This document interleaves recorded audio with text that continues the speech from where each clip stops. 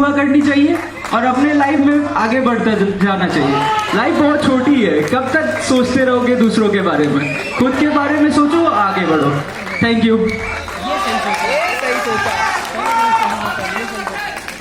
मैं भी ऐसा ही चाहिए।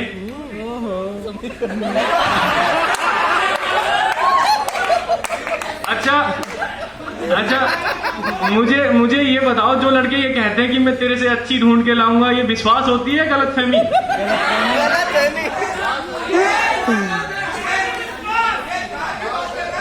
विश्वास। चलो ऐसे ही यारों का हंसी मजाक।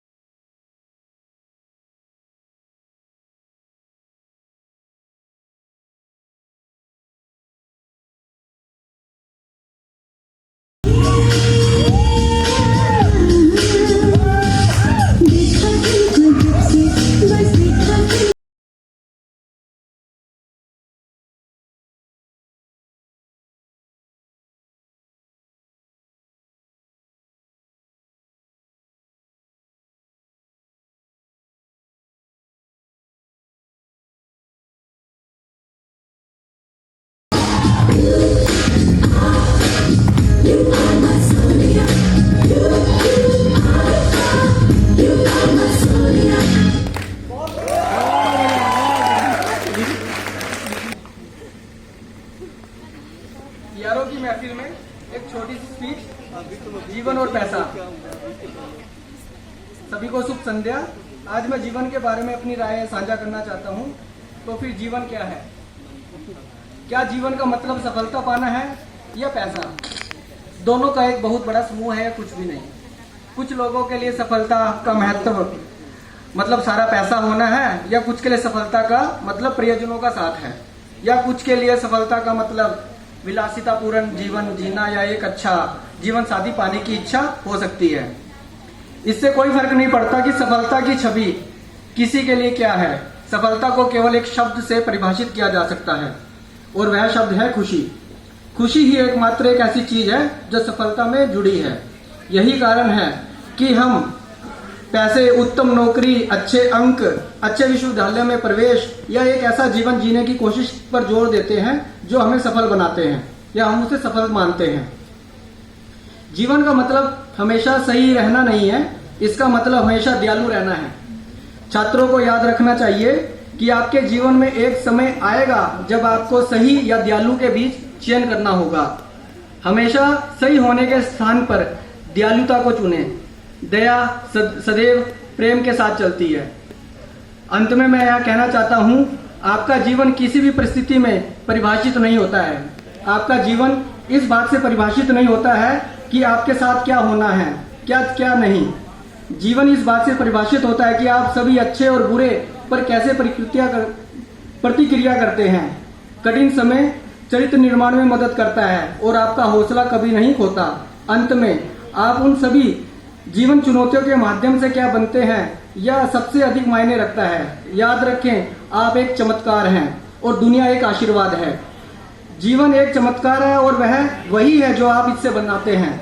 हर दिन ऐसे जियो जैसे कि तुम धन्य हो। आपके जीवन में जो कुछ भी घटित होता है उसके लिए आभारी रहें। जीवन में चाहे कुछ भी हो, खुश रहो। लेकिन अंतिम महत्वपूर्ण बात यह है कि हमेशा अपने आप को याद दिलाएं कि जीवन का पूरा उद्देश्य खुश रहना है, चाहे जीवन आपके सामने कुछ भी फेंके। धन्यवाद। इसके साथ एक छोटी सी शायरी भी दे रहा हूँ, वो आपके लिए सभी के लिए। यह मेरे को अभी याद आई है। ठीक है, तो एक प्रेमी जोड़ा होता है, तो उस प्रेमी जोड़ों को क्या होता है कि लड़के को बाद में मतलब बाद में पता लगता है कि लड़की की सगाई हो गई है।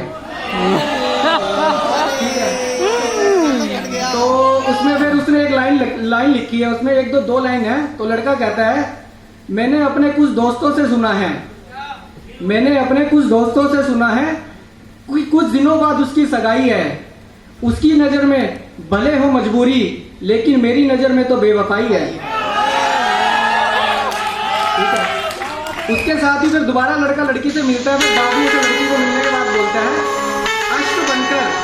अश्क बनकर आंखों से छलकने वाले बहती आंखों से तेरा दीदार करते हैं। अश्क बनकर आंखों से छलकने वाले बहती आंखों से तेरा दीदार करते हैं। हम जानते हैं कि तुम्हें पा नहीं सकते, लेकिन फिर भी तुमसे प्यार करते हैं।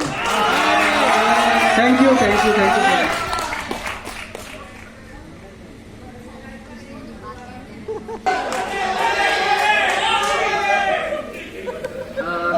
सबको गुड इवनिंग।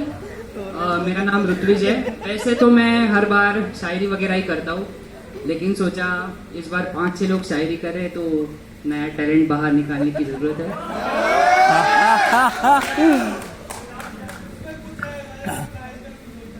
तो मैं एक चीज़ बताना चाहता हूँ, इस एक्ट में प्रदर्शित किए गए हुए सारे कैरेक्टर्स बस एंटरटेनमेंट के लिए है, कोई कुछ भी बुरा नहीं मानेगा। ठीक है, स्टार्ट करें? Yes sir. चलो, वैसे तो मेरे पापा रिटायर हो चुके हैं, वैसे हुए नहीं है लेकिन रिटायर कर दिए। तो मुझे भी लगता था कि यार अब उम्र हो गई है, इनको भी घर बैठना चाहिए, आराम करना चाहिए। पापा रिटायर हो गए तो ये जो मेरी फिलॉसफी थी 2 दिन में चेंज हो गई। क्यों? तो ऐसा था, पापा तो शांत बैठते हैं नहीं, हर चीज में कुछ ना कुछ चलता रहता है। तो ऐसे हुआ, घर पे रिनोवेशन का काम चल रहा था, तो पापा ने कह दिया सबको बुलाओ सिवाय इलेक्ट्रिशियन। मैंने पूछा क्यों? तो बोलते हैं बिजली की तार हम जोड़ेंगे। पापा खुद, तो अब बाप को कौन मना कर सकता है। मैंने बोला ठीक है। तो 5 घंटे लगे, 6 घंटे लगे, तार तो कनेक्शन तो जोड़ दिया पापा ने। मैंने स्विच ऑन किया, लाइट तो चालू हो गई, तो हमने सोचा ठीक है सब सही चल रहा है। उसके बाद स्विच बंद किया, लाइट बंद हो गई लेकिन टीवी चालू हो गया। तो ऑन ऑफ, लाइट टीवी, ये गेम हमने 10 मिनट तक खेला। हंसते रहो, बीच में स्टैंड अप चल रही है ना। अरे सर, हंसने वाली बातें आएगी।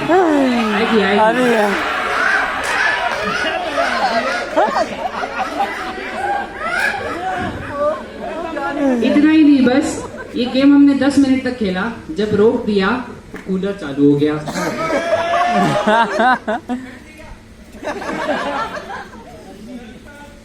अब देखो ना, दिक्कत ये हो रही है, अंधेरे में टीवी नहीं देख पा रहे क्योंकि लाइट चालू है। तो नहीं देख पा रहे ना, वही तो प्रॉब्लम हो रही है। वो आगे आएगा, ऐसे गैस मत किया करो। फिर एक और कनेक्शन के हिसाब से हम अगर पंखा चालू करते हैं तो टॉयलेट की लाइट ऑफ हो जाती है। अब ऐसा है, घर में रहते अलग अलग टाइप के लोग। तुम हो ना इधर इलेक्ट्रिकल इंजीनियर, चलो मेरे घर में सब सही कर दो। थोड़ा सुन लो, इसको भी सुन लो। सुन लेंगे, जाएंगे कहाँ? तो ऐसा हुआ, घर में अलग अलग टाइप के लोग हैं। भाई को अंधेरे से डर लगता है और पापा को लगती है बहुत ज्यादा गर्मी। अब दिक्कत ये हो रही है, पापा फैन चलाते हैं, टॉयलेट की लाइट बंद हो जाती है, तो रात को भाई वॉशरूम नहीं जा पाता। पापा फैन चालू करते हैं तो वहां से बाहर आके बोलता है, इनको कहो कि ये जरा सी गर्मी झेल ले तो धो लूं मैं। अब ठीक है, छोटी छोटी चीजें हो गई, ये बिजली का तार वगैरह जोड़ना हो गया, ये तो खुद कर लिया, ठीक है। तो मैंने कहा बड़ी बड़ी चीजें हैं, उसके लिए तो स्पेशलिस्ट बुला लीजिए। अब ऐसा है, जो घर पे टीवी है वो बहुत ज्यादा खराब हुआ पड़ा है। तो अरे भाई, टॉपिक चेंज करने के लिए बोल रहा हूँ, सीरियस क्यों ले रहे हो? अगर मेरी इतनी परवाह है तो नया एलसीडी भेज दो।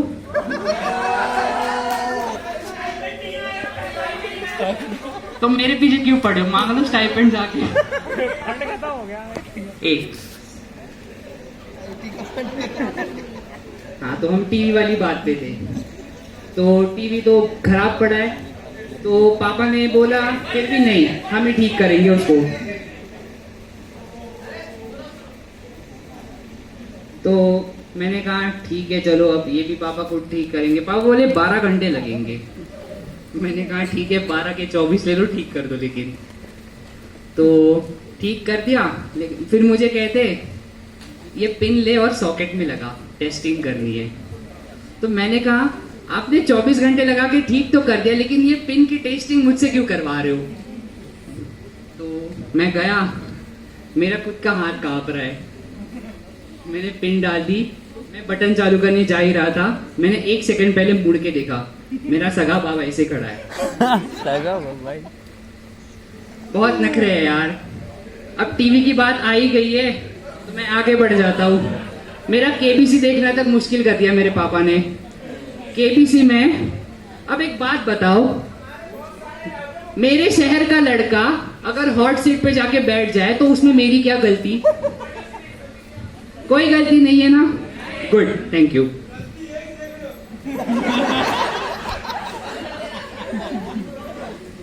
तू भी आजा मेरे पास स्टैंड अप करने। तो अब जो भी हॉट सीट पे जाता है, बच्चा बैठता है, अगर वो मेरे शहर का निकलता है तो मेरे पेरेंट्स मुझे देखते हैं, देख तुझे भी तो पढ़ाया है, तुझ पे भी तो मेहनत की है, खर्चा किया है, क्या बोले, कुछ बोल नहीं पाते हम। तो फिर ऐसे होता है। अब केबीसी में इंडियन बाप का यही प्रॉब्लम है, सबको यही लगता है कि ज्ञान सबके पास है, पूरा ज्ञान है, बस केबीसी वाले उनको ले नहीं जा रहे। मानते हो या नहीं? चलो मत मानो, कोई बात नहीं, ठीक है। अब 1000 रुपए वाले क्वेश्चन की बात है, वो बच्चा बेचारा मेहनत करके हॉट सीट पे पहुंच गया है, भले ही आसान सवाल है, उसके पास जितना भी टाइम है वो टाइम ले रहा है आंसर देने के लिए, लेकिन पापा यहाँ से चिल्ला रहे, ए मार्क कर, ए इतना आसान सवाल है, तुझे दिखता नहीं, समझ नहीं आता। अब टीवी में बैठा बंदा है, उसको कैसे समझ आएगा कि यहाँ से नहीं पहुंचती आवाज वहां तक। 2000 वाला सवाल है, पापा खुद जा रहे टीवी के पास, जाके वहां टच स्क्रीन पे टच कर रहे हैं, उनको लग रहा है यहीं से मार्क होता है, आंसर नहीं होता ना।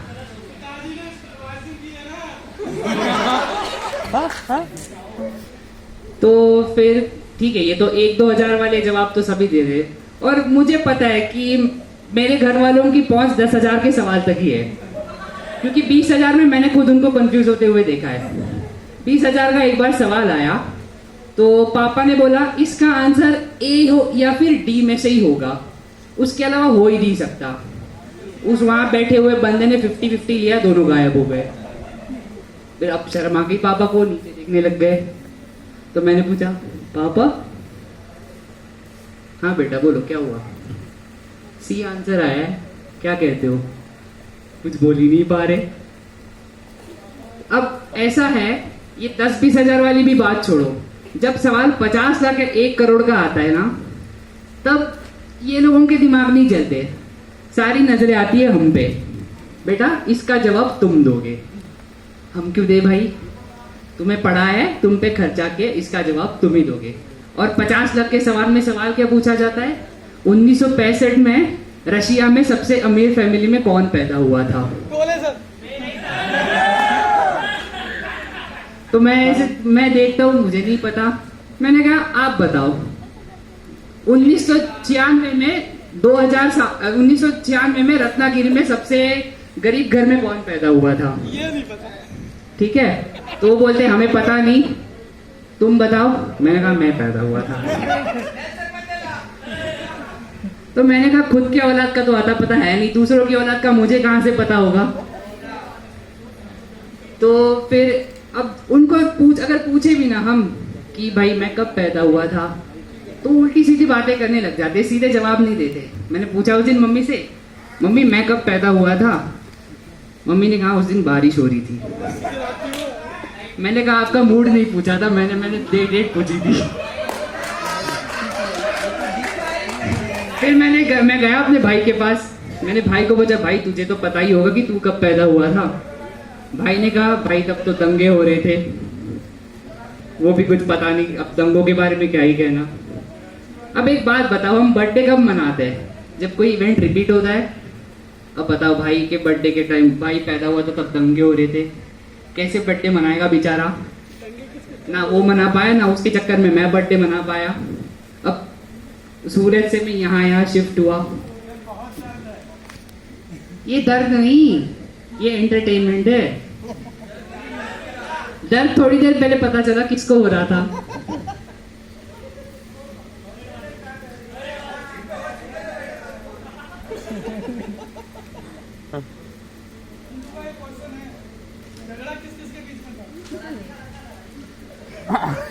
अरे वो तो बाहर के दंगे हो रहे थे। ठीक है, तो अब मैं शिफ्ट हो गया, घर चेंज कर लिया। अब ऐसा है अकेला रह रहा हूँ, खाना पीना खुद बनाना पड़ रहा है। अब ठीक है, बना के देख लिया, तब रियलाइज हुआ कि बाहर वाले ही अच्छा बनाते हैं। तो बड़ी हिम्मत करके जोमेटो डाउनलोड कर लिया, और तब से खुद की पसंद का कॉम्बिनेशन का खाना खा ही नहीं पा रहा हूँ। जो भी ऑर्डर करा उसमें ऑर्डर में पहला आइटम होता है मेरी पसंद का, और दूसरा आइटम होता है जोमेटो की पसंद का। क्यों? Any guesses? क्योंकि जोमेटो में आते कूपन कोड्स। तो पहला आइटम तो अपनी पसंद से सिलेक्ट कर ही लेते हो, और फिर नीचे नोट लिखा हुआ आता है 20 रुपए का कुछ और खरीद लो, 80 रुपए ऑफ कर दूंगा। आता है कि नहीं? कौन कौन उस हिसाब से सिलेक्ट करते हैं बताओ? सभी करते हैं, सभी करते हैं। सभी करते हैं। तो फिर मैंने भी वैसे किया 2-3 बार। तो एक दिन डिलीवरी बॉय आया, उसने बेल नहीं बजाई, उसने मेरी दरवाजे पे लात मारी। मैंने दरवाजे खोल के बोला क्या बदतमीजी कर रहा है भाई? तो उसने कहा कि आप जैसा पागल आपको शर्म आनी चाहिए, आप जैसा पागल मैंने आज तक नहीं देखा। वर्जिन मोहितो के साथ रोटी, ये कौन ऑर्डर करता है? क्योंकि मैंने डिस्काउंट के लिए 20 रुपए की रोटी ऐड करके रखी थी। ऐसे डिस्काउंट मैंने 3-4 बार लिया। 5वीं बार जब मैंने हिम्मत करके सिर्फ ड्रिंक ऑर्डर किया, वो रोटी खुद ले आया। मैंने बोला देख भाई मैंने तो ऑर्डर नहीं किया था। वो बोलते हैं सर पैसे वाली बात नहीं है। उसको लगा था 2-4 बार खा के ये मेरा टेस्ट हो गया है। तो बोला सर आपका टेस्ट नहीं खराब होना चाहिए, पैसे वाली बात बिल्कुल नहीं है। तो फिर तब से मैंने ये कॉम्बिनेशन ही ऑर्डर करना बंद कर दिया। क्या पता जोमेटो भी अनइंस्टॉल करना पड़ा हो। फिर अब मेरे टेस्ट की बात आ ही गई है, तो एक आखिरी चुटकुला सुना देता हूँ। सुन लो सुन लो सुन लो। तुम्हें पूछा भी नहीं है, तुम्हारे ओपिनियन की जरूरत भी नहीं है हमें। तो ऐसे हो गया, एक सिचुएशनशिप में फंसा हुआ था मैं। मुझे भी वो पसंद थी, उसको भी मैं पसंद था, सब बढ़िया चल रहा था। अरे ये इमेजिनरी है। तो एक दिन मैं उसके घर जा रहा था, तो बिल्डिंग के गार्ड ने मुझे रोक लिया। तो गार्ड ने मुझे बुलाया इधर आओ। मैंने बोला क्या हो गया? उसने बोला तुम मेरे दोस्त जैसे हो इसलिए तुम्हें बता रहा हूँ। मैं वही ऑफेंड हो गया। मैंने बोला पूरी 15 फ्लोर की बिल्डिंग में तेरे ही जो दोस्त जैसा मैं क्यों? वो बोला ऐसा है, तुम तो बॉयफ्रेंड हो लेकिन तुम्हारे जाने के बाद यहाँ कोई और भी आके जाता है। फिर मैंने बोला किसी को बताना मत। तो वो बोलते हैं क्यों? मैंने कहा बॉयफ्रेंड तो वो है, आता मैं ही हूँ। Thank you guys.